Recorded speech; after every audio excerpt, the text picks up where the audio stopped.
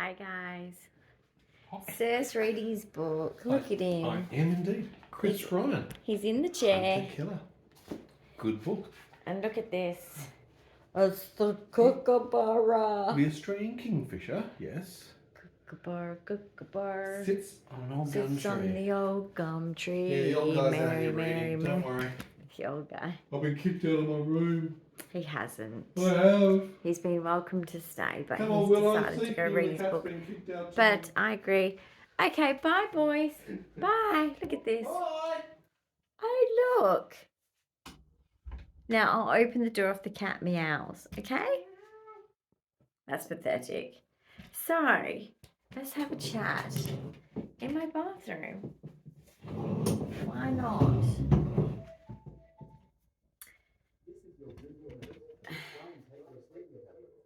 I have done that. I have done that, guys. So, hi. How are you? Me? I've had a good day. Everything has gone okay for my day today. As a disabled person, I have a normal life. But anyway, a lot of you guys understand that. But I just wanted to talk about, what would be the word? I guess it's vulnerability. 2 seconds, I have to grab something actually because it's kind of relevant to this because I'm not very good at this, am I? I'm going to get a book, just 2 seconds.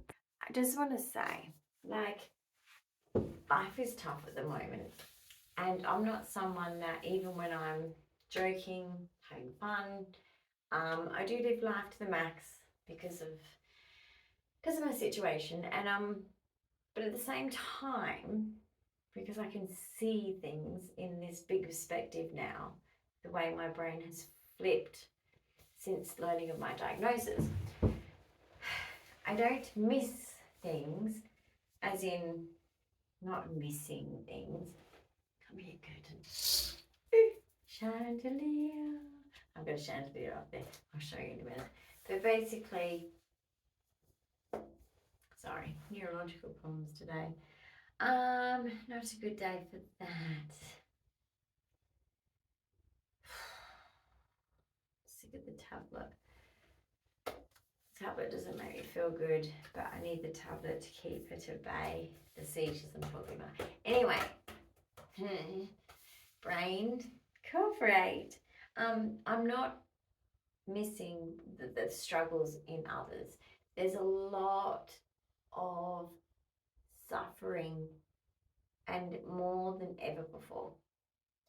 And I can say that because I am 50 and I'm an next generationer and I have seen a lot of styles of being and different cultural navigations that we've been through, the morals, the values, the family systems, the change of family systems.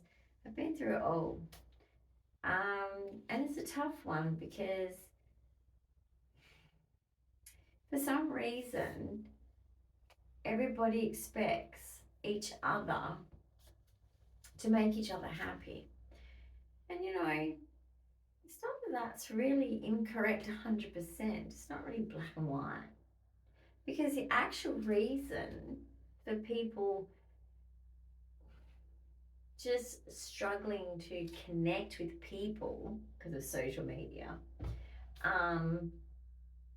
it's actually keeping people, as you know, more distant from each other. I'm sure you've all noticed that since social media's come out. But also in this selfish connection with people, it's very picky now. And I understand why. There's risks now that we never had before, particularly in Australia. We never had before. But there's this pattern I'm seeing, and I'm seeing a lot of people get hurt. And it's just, I guess I don't want to sound obnoxious, but at the same time, I feel like I have the wisdom for this. There's this issue with the ego for people, and they need to feed it. And I'm talking about the unhealthy ego. We have different egos in psychology. There's ones we need. There's ones we need, guys, to turn up at work and be confident and all the rest of it and give it our all and be even our alter ego sometimes, which is a little bit of us. It shouldn't be a lot of you, like it's that fake it till you make it thing. Shouldn't be a lot of that because it is fake. You want to get the authentic bit. But anyway, that's another video. But basically, the connection is due to the shame and the vulnerabilities and people not doing the work. And it's not a competition about doing the work, but it kind of is at the same time, because some of us are doing the work, and then there's lots that are not doing the work. So I know myself, I've reflected recently, and I have been through some traumas, as some of you know, and some of you know even more so behind this camera than others. But I have not had the easiest paths. I'm still not. I have a lot of support, and there's a lot in the future that's actually quite good, so long as my body cooperates. That's all. So that just needs to behave, and there's a lot ahead of me right now, and it's really exciting. It's really exciting, but at the same time, there's a lot of physical battles. I have a lot of physical issues. 22q is just really bad for me. I know that everyone's different. For me, it is severely impacting my life. And but this is why everyone's struggling, because you can talk about the individual problem, but there's no point. There's no point talking about individual problems. It's a bit like saying, it doesn't, think of the feeling and it doesn't matter what's causing the feeling. Let's think of it that way, right? So let's have a look. Like, let's just pick a page and go, oh my God, this must be the page, because it's like, there's like angels and whatever. Look, you know what? I do think angels exist, but anyway, we don't know. We don't know anything, but I just want to read this because I just opened this. So let's just say it's fate. Okay, let's go along with that. Right. Oh God, this is a problem that I have. So see if it's a problem that you have. Oh, I have this problem when you grow up with parents that you're never good enough for. Oh my God, this is trigger warning. No, grow the fuck up. It's X generation here. I'm not taking any of that shit. Do the work. Do the work. Pull your socks up. Wipe the tears. Team up. Make real connections in real life, not just online. That'd be great stuff. Anyway, let me read it. Perfectionism. It's a self-destructive and addictive belief system that fuels this primary thought. If I look perfect, live perfectly, work perfectly, and do everything perfectly, I can avoid or minimize the painful feelings of shame, judgment, and blame. I think we're all feeling that, in disability particularly, and maybe any other vulnerability, because this is about vulnerability, shame. So with disability, that is paired with that, guys. No matter how, like, some of us are coping with it well and some of us aren't coping with it well, and we go between the two or whatever. But the fact is It doesn't matter if you're disabled or not. It's the vulnerability that makes us neurology is okay. Susceptible to this, to perfectionism. And did you hear that? You are avoiding shame, judgment, and blame. What should you be ashamed about? Question yourself and be your own critic. Why are you ashamed of yourself? What'd you do? Nothing, right? Okay, there you go. Get rid of it. I know it's not that easy, but just for the here and now, let's just shake it off, right? That's gone. Shame. Out the window. Bye. Close window. So next one, judgment. People are going to judge. Haters going to hate.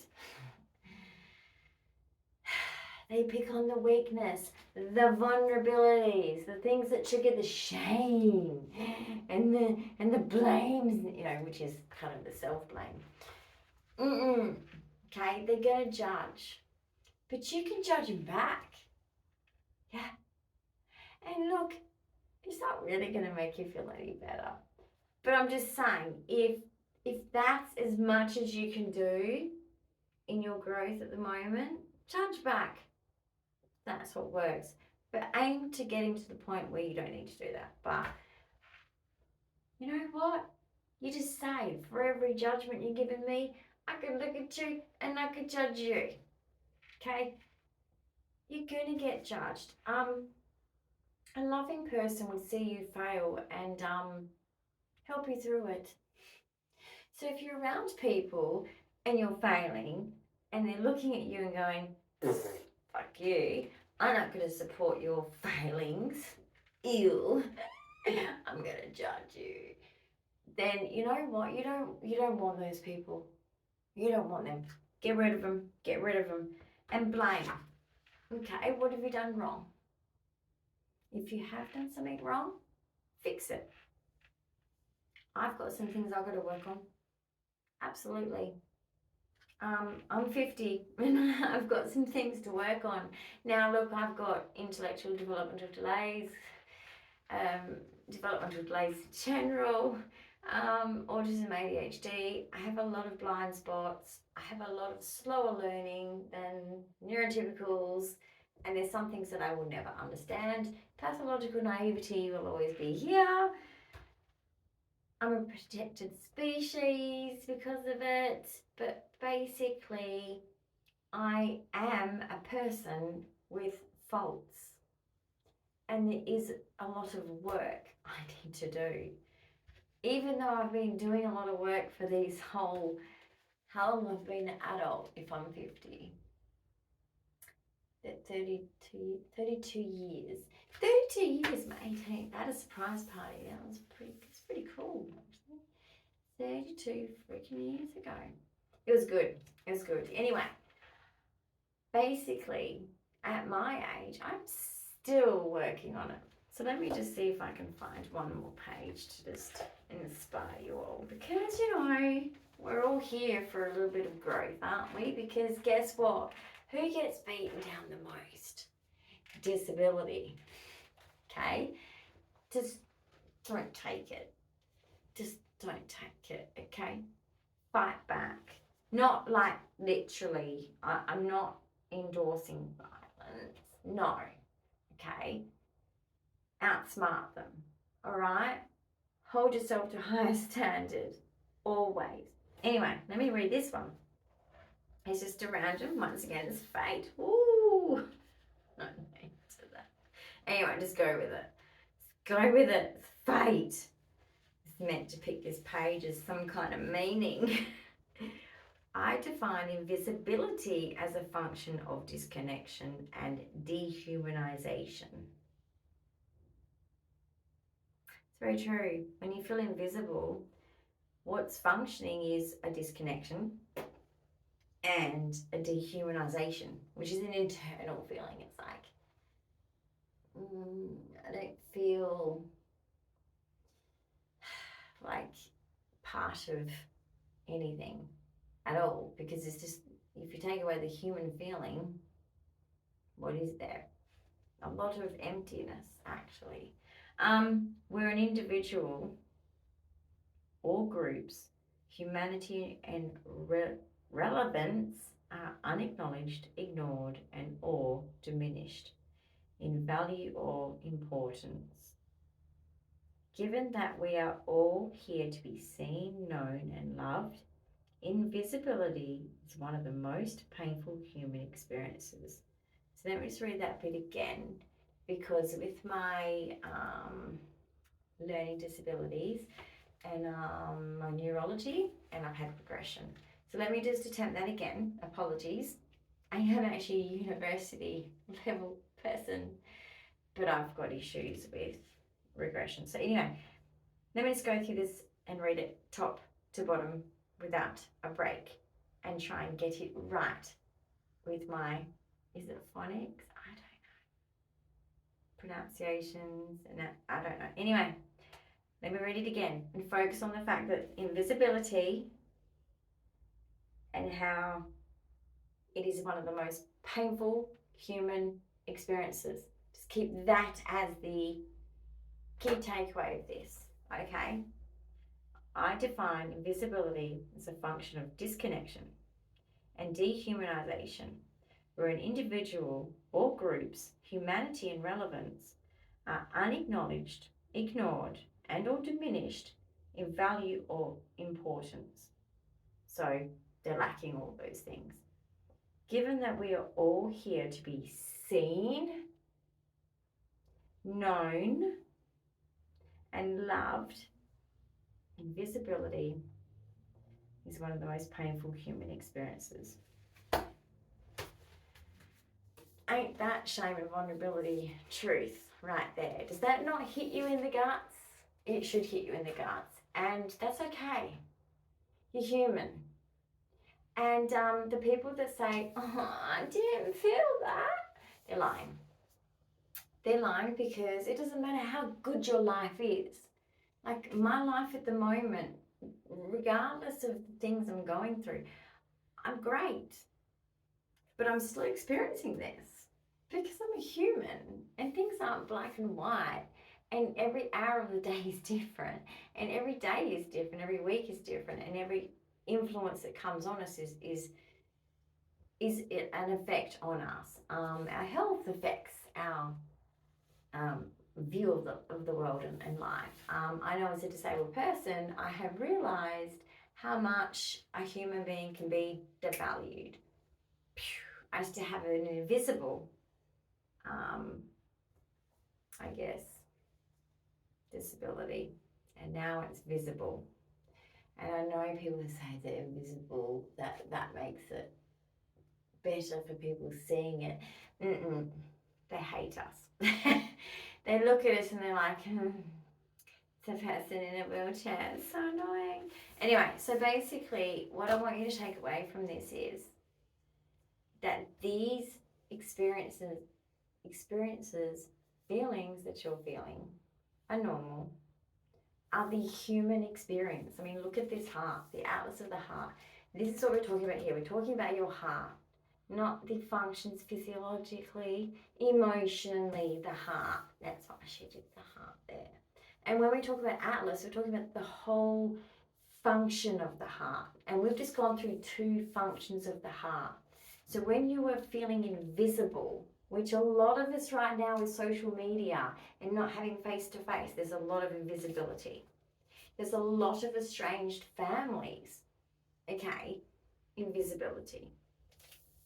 And it brings judgment, shame, and blame when we need to work on those 3 things, because those are very common 3 things that humans feel. We're not actually living the way we're meant to be living right now. So, and then I just want you to know that out of this and what has been said here, you are deserving to be seen, heard, loved, belong, acknowledged, respected, for everything that you are and just for who you are, as in just for being you. It's not just about your achievements, guys. It's not about your job title, your car you drive, or your income, or your type of job. It is really, your worth isn't that. Your worth is, I guess, your humanness. That's your worth. A person who is self-actualized, like in the Maslow hierarchy of needs, it's my favorite. And the self-actualization, when you get there, all you see when you look at people compared to everybody else who's doing the judging and the blaming and the shaming, I look at people and go, oh yeah, that's their weaknesses and that's their strengths. That's cool. I've got mine. So just please see it that way. You are normal. I am normal. Do your best. That's all you can do. And like I'm doing, I feel lately there's some things I need to work on. And I haven't had this in a long time, but I'm going to do the work. I think this might help. This will spark a few things in me, because a lot of this is needed by myself too, because, you know, I was orphaned from my family. They like to make it seem as though, yes, I made the choice, and I kind of did, but I kind of didn't, if that makes sense. I did, but I didn't. I wasn't accepted in my family. So I had to leave. There wasn't really a choice. I wasn't wanted, nor was my family, as in my little family. But of course, now things are all different, but that's all. Some of you know that, some of you don't. That's all just there at the moment. And that brings up a lot of this vulnerability. And I have to go through that. And that is actually not what I have to work on. Because you know why? In some situations, when you break it down, if you know that you have not done anything wrong, you've always done your best, and there's nothing that is a problem, then it's theirs. It's their journey. It's their problem. And when they're ready to join you in on fixing that problem with you, then that's when it will happen. Don't carry it. Now, this is only for if it doesn't involve you. If it involves you, the best thing you can do is own it. It's very empowering. I, as an autistic, have found it very easy to be apologetic, to be wanting to be so open to conversations and learning about different perspectives and agreeing to disagree and being able to handle that situation. I'm so up for it. So easy for me that I find it hard to understand why it's hard for others. But that's what I have to respect, is that it's different for others. So in some situations, it might be something that's totally out of your control. So stop doing the shame, judgment, and blame on yourself, because if it's the other people, person, whatever, why are you carrying it? So work on what your stuff is, what your things are, so your life gets back on track. Or not really back on track, because it's not like my life's on track. Your life's probably not off track. It's just, it's a bit like when you get your car serviced. The car's fine, but when you get it serviced, it's just a bit better. It's just like that. So I just wanted to share, because there's no shame in saying, you know what, some things about me that I'm not being like true to myself in some areas of my life, and I need to be. And it's going to take, because when you're looking at vulnerability, shame, and self-blame, which is also included in this, not just others putting it onto you, well, you've got to work with that in whatever the situations are that you're working on. and most painful experience, human experience. It's not easy, but do it because I think that it's worth it. I'm going to. It's a challenge. It's actually quite a big challenge, and I'm not gonna lie, it's scary, but necessary. This has to be. Hi, baby boy. How did you get in here? I think he got let in here. He just has to. He thinks he's missing out on something, and it's like, what's going on in there? Nothing's going on, is it? Oh no, he's gonna lie down. It's my cat I'm talking to, in case you want to know. Okay, now you're gonna play. Okay, it's playtime. It's actually bedtime. No, okay. It looks like he's looking for his mobile phone. Okay, so do the work. If you want to know this book, brilliant book. I'm loving it. Anyway, let me show you my beautiful cat but before I say goodbye. William, what are you doing? What's that? What have you got? He's going nuts over something. I have no idea. No idea. Get it. That's your snaky. I have no idea what he wants. I have no idea what he's doing. But anyway, thanks for watching, guys. You want to say goodbye? You should say goodbye. It's just polite. Oh, you can hear the noise on Daddy's phone.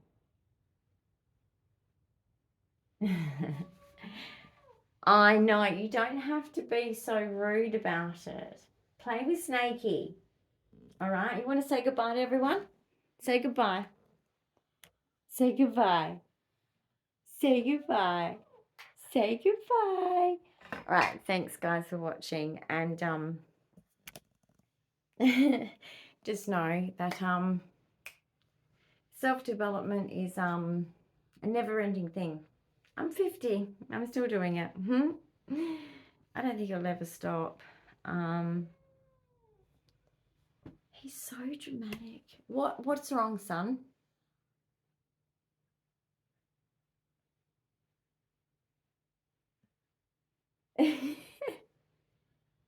2 seconds. All right, so I fixed the situation. He's playing with the snake. Good boy. Good hunting. There you go, sweetie. All right, so yeah, just go for it with the undoing some of those things, and just realize that these things everybody experiences. And anyone that says otherwise, okay, they might not be experiencing right then and there, that week, that month, that patch of time, but they do often. They do. We all do. So just want to get you over that hurdle, because some people with self-development are like, I'm fine. And sometimes we're not. And that's the biggest step, is saying, you know what, I've got some work to do. So I don't know, maybe it's because I'm in a different phase of my life and there's a shift I have to go with, and I have to work through that to go through it. And I don't know, it's just maybe the evolution of, we do have adult development, guys. It's very interesting if you want to look it up. Good to know for yourself, for your own life. Anyway, I'm going to go because I'm very tired. I've had a busy day, and then I've had a kind of just a seizure. Not funny. So I'm tired and disappointed because I just don't seem to go long enough. And I said in the car today, I didn't have any wood to touch, that's why. I haven't had one in a while. There's no wood. There's no wood, that's the problem. Anyway, it's not the wood, but you know. So yeah, take care, guys, and stop blaming yourself. Stop the shame on yourself, and stop judging yourself, because just know that other people Most people aren't judging you at all. They're just living their life. Some people even might be quite understanding, but they just don't talk to you about it. And others just don't care about what you're doing at all.